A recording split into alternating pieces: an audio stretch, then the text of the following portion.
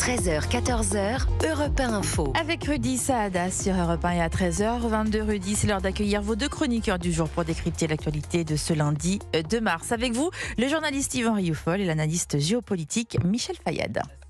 Soyez les bienvenus, messieurs, dans ce studio au troisième jour donc de cette opération commune lancée par les États-Unis et Israël sur l'Iran, une opération qui a été déclenchée samedi matin avec comme première cible le guide suprême iranien tué dans une frappe avec de nombreux hauts dignitaires. Hier à Paris, à Londres, à Los Angeles et encore ailleurs, la diaspora iranienne criait ce soulagement et son espoir de voir des jours meilleurs pour le peuple iranien.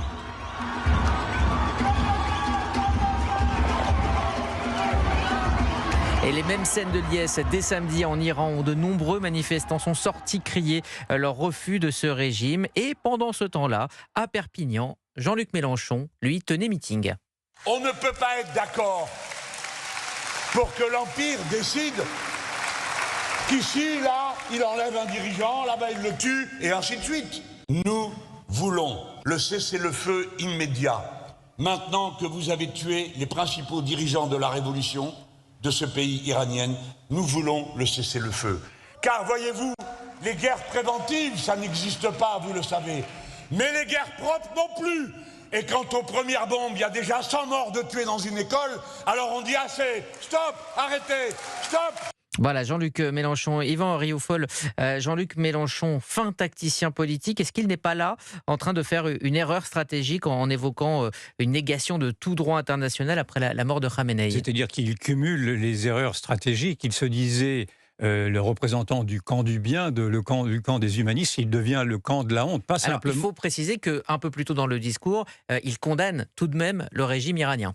Oui, c'est bien la moindre des choses, sauf que Rima Hassan, en son nom, en tout cas au nom de LFI, ne le condamne pas, et au contraire le soutient. Donc on voit qu'il est aveuglé à nouveau. Alors, il y a d'abord eu ce naufrage à travers effectivement l'épisode dramatique de la mort de Quentin, où on a vu que LFI était incapable d'assumer ses propres dérives violentes à travers la jeune garde. Ça, c'est une chose, mais je le rappelle dans le contexte. Et là, de la même manière, on voit LFI qui s'aveugle sur au moins trois sujets, c'est-à-dire que son antisionisme, son anti-américanisme, c'est-à-dire sa haine de Trump, sa haine de Netanyahou, le force, quoi qu'il arrive, à dire de ce que feront et Trump et Netanyahou que ce seront effectivement des actes odieux. Ça, c'est la première chose. Et donc, il y a une incapacité à analyser le courage, et la prise de risque, bien sûr, mais le courage également des Américains et des Israéliens à affronter aujourd'hui cet islam terroriste. Et puis, l'autre aveuglement plus structurel dans LFI, c'est l'aveuglement anti-occidental, qui rejoint effectivement toute cette idéologie d'un islam radical qui lui aussi ne pense qu'à une chose, c'est éradiquer dans le fond l'hégémonie occidentale. Donc c'est un choix partagé par l'extrême gauche, notamment l'extrême gauche, mais on le retrouve également parfois même à l'extrême droite, et très paradoxalement d'ailleurs. Et donc c'est cette conjonction de trois aveuglements, c'est-à-dire anti-américain, anti-sioniste et anti-occidental. Derrière, après, vous venez de le dire, la mort de Quentin Derenc, et à force de jouer cette fuite en avant sur ces sujets si sensibles, est-ce que LFI ne va pas faire fuir certains de ses électeurs ? Alors ça, c'est autre chose, parce que LFI fait le pari de s'adresser à tout un électorat qui est sensible précisément à ces discours anti-américains, anti-sionistes et anti-occidentaux. Et il y a effectivement mais maintenant... ça ne fera pas une majorité pour gagner. Dieu merci, ça ne fait pas une majorité, mais ça peut faire un socle. Et ce sera d'ailleurs intéressant de voir ce que représente aujourd'hui ce socle qui est dans le fond, qui s'est constitué au cœur de la contre-société qui elle-même a été issue effectivement d'une immigration massive, musulmane, mais pas seulement musulmane, mais à travers cette immigration musulmane, il y a eu effectivement une vague islamiste. Je ne dis pas que les musulmans se retrouvent naturellement dans le discours de Mélenchon. La meilleure preuve, c'est qu'il y a des musulmans qui descendent dans la rue pour se féliciter en Iran de la mort de l'ayatollah. Mais je pense qu'en effet, le Mélenchon s'adresse aujourd'hui à un électorat très segmenté, mais un électorat qui est suffisamment solide, me semble-t-il, pour lui assurer un socle. Alors, je suis incapable de vous dire ce qu'il représente, peut-être 10%, 15%, mais en tout cas, il fait un pari sur l'avenir, car pour l'instant, la dynamique...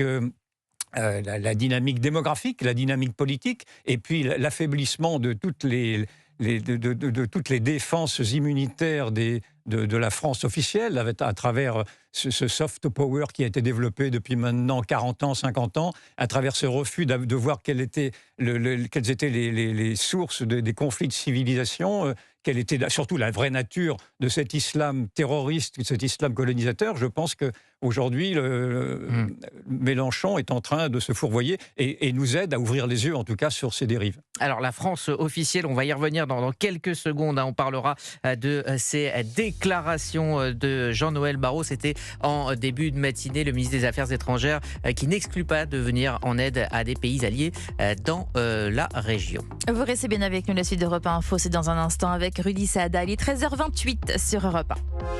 13h, 14h, Europe 1 Info.